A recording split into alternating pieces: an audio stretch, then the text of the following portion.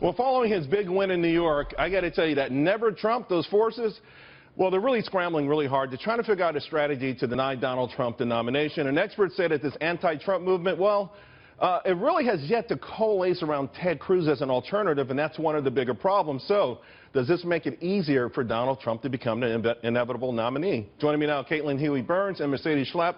Caitlin, you wrote a pretty good article on this today, detailing how unorganized, if you will, the Never Trump movement is. Right. Well, and they expected Trump to win, obviously, his home Sure. state of New York, but he came away with 90 delegates, which was a lot. And so now looking at the rest of the map, the Never Trump movement has to pick off different, congressional districts, really, where they can try to pick up delegates. And the problem that they've encountered is that they don't have a real, excitement about an alternative to Donald Trump. Cruz has emerged as kind of the vessel of the anti-Trump efforts, but he by default more than anything else. Exactly. Yeah. And so he doesn't have that enthusiasm around his campaign. Republicans have been reluctant to support him. And so when you're running against something more than you're presenting something for your campaign, that's where the problem's come. Mercedes, I think we saw this from the very beginning, and I think a lot of it is that elitist GOP, if you will, ego, all right? Because if Rubio would have perhaps dropped out sooner, maybe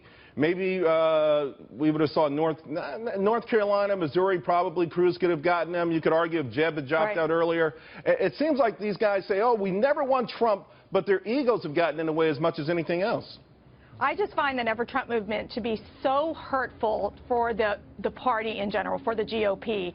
I think that the fact that they're not even willing to consider Trump as a nominee really limits their ability. It's like, where are they going to go if it's Trump and Hillary, let's say, in a general election? And they're saying, oh, morally, we're going to vote third party or vote for an alternative. But what they have been unsuccessful is the fact that they can't pick sides. They're picking Cruz in some states, like Pennsylvania and Indiana, and then they pick Kasich in other states, like Connecticut and Delaware.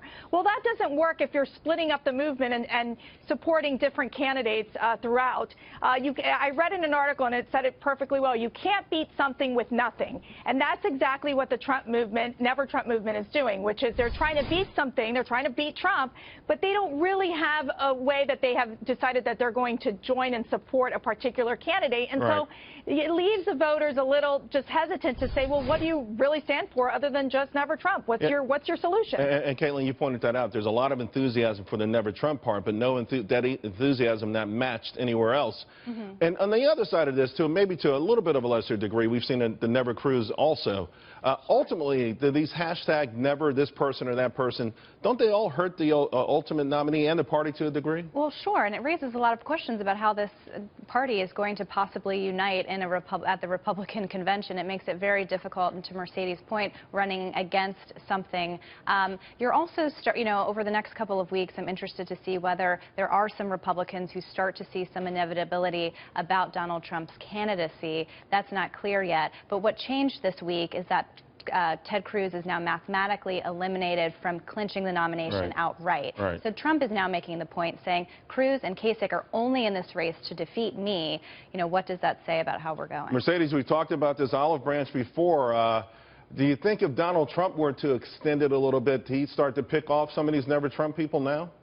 Goodness, it would be so helpful. Although whenever you go on social media and you put, what about Never Hillary as opposed to hashtag Never Trump, the Never Trump people respond back, never means never. I think Trump really has to make this convincing case. Look, we're starting to see this transformation into a more traditional campaign setting. We're starting to see these political operatives coming in, these veterans who are making the outreach to delegates. And so I think for Trump, he needs to walk that fine line of not isolating the establishment, not isolating the RNC. At the end, he's going to need to be that. If he's going to be the nominee, he's going to have to try to find consensus. And that's going to be critical for the Trump campaign.